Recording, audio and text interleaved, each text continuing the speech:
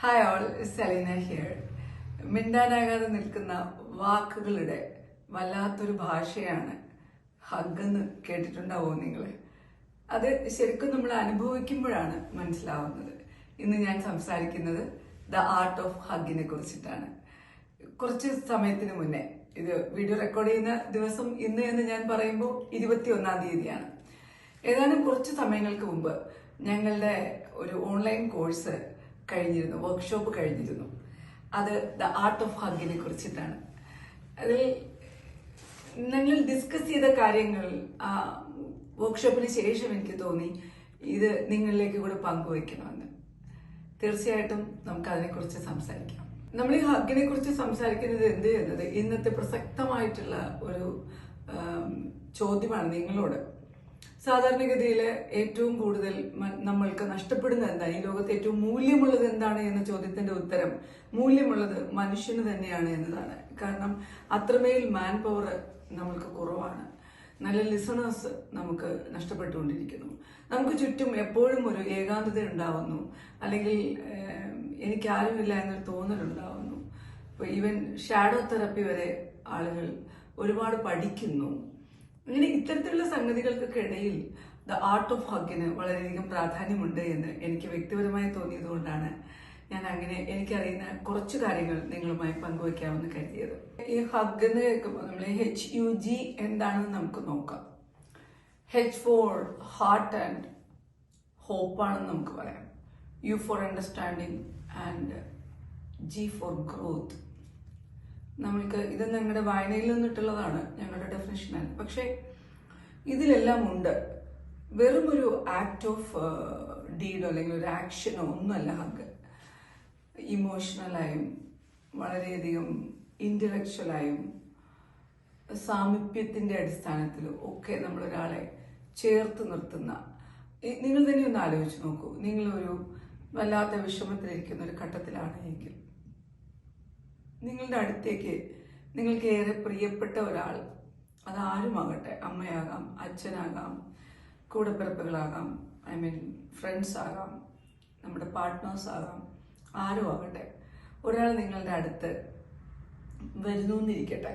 നമ്മുടെ ആക്ഷൻ എന്ന് പറയുന്നത് the going with the hand എന്ന് തന്നെയായിരിക്കും. അത്രമേൽ ഒന്ന് നമ്മളെ ഒരാളെ ചേർത്ത് പിടിച്ച് കരയുന്നതിന് അത്രമേൽ പങ്ക് മൈൻഡ്ഫുൾനെസ്സിലും മെന്റൽ ഹെൽത്തിലും ഉണ്ട് എന്നതാണ് പഠനങ്ങൾ തെളിയിക്കുന്നത്. ഫിസിയോളജിക്കൽ ഇഫക്ട്സ് നമ്മുടെ ഹഗ്ഗിനുണ്ട്, സൈക്കോളജിക്കൽ ഉണ്ട്, അതുപോലെ തന്നെ തെറാപ്യൂട്ടിക് ഇഫക്ട്സും ഹഗ്ഗിനുണ്ട്.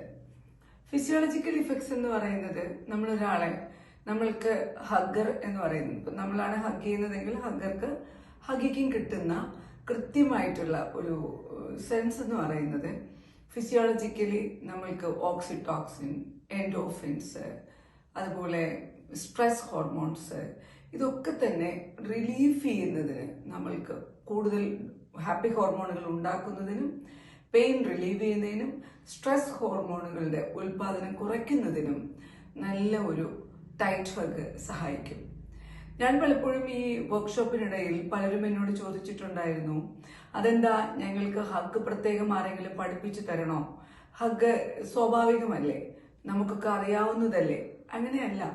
എനിക്കും അങ്ങനെയായിരുന്നു ആദ്യം തോന്നിയിരുന്നത്, പക്ഷെ അങ്ങനെയല്ല.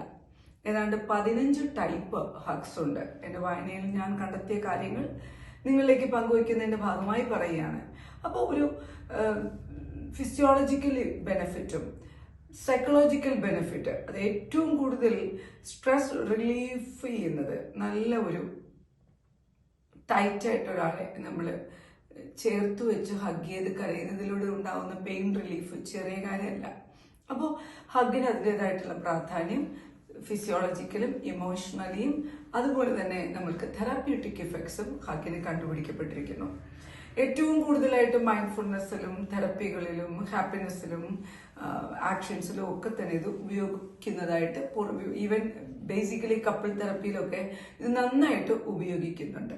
എനിക്ക് ഏറെ എന്നെ ആകർഷിച്ച mindful technique of A hug എൻ്റെ വായനയിൽ നിന്നുള്ളതാണ് നിങ്ങളായിട്ട് പങ്കുവയ്ക്കാമെന്ന് കരുതുന്നത്. കംഗറു ടെക്നിക്സ് അല്ലെങ്കിൽ കംഗറു ഹഗ്. നിങ്ങൾക്കൊക്കെ അറിയാമായിരിക്കും, ഞാൻ ഈ കങ്കറു എന്ന് പറയുമ്പോൾ തന്നെ നിങ്ങളിപ്പോൾ ഓർക്കുന്നത് ഒരു കുഞ്ഞിനെ തൻ്റെ പൗച്ചിനുള്ളിൽ ഇട്ടിട്ട് ഓടുന്ന ഒരു കങ്കറുവിനെ ഒന്ന് ഇമാജിൻ ചെയ്തു നോക്കൂ.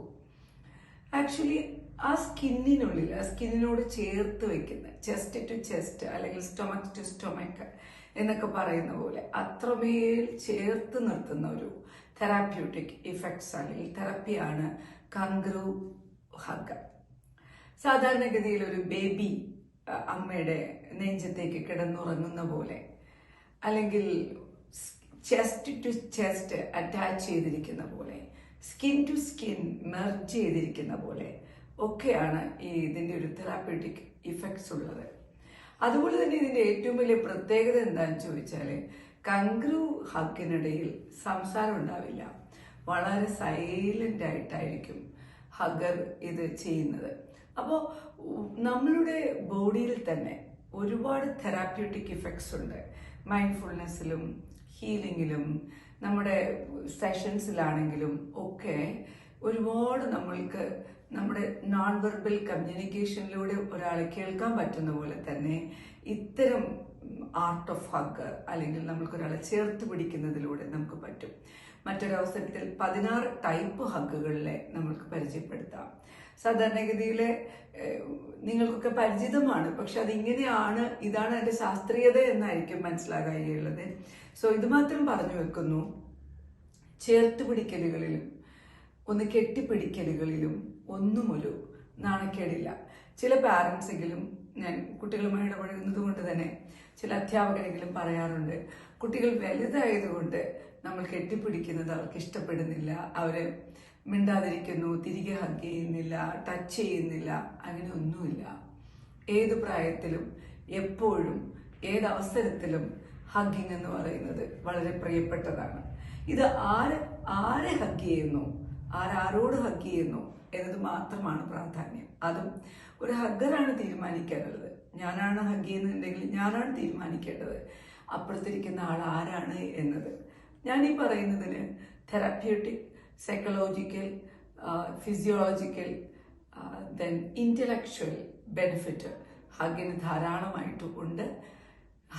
I think that this video, or maybe the short knowledge, will be helpful for all of you. Thank you, Selena.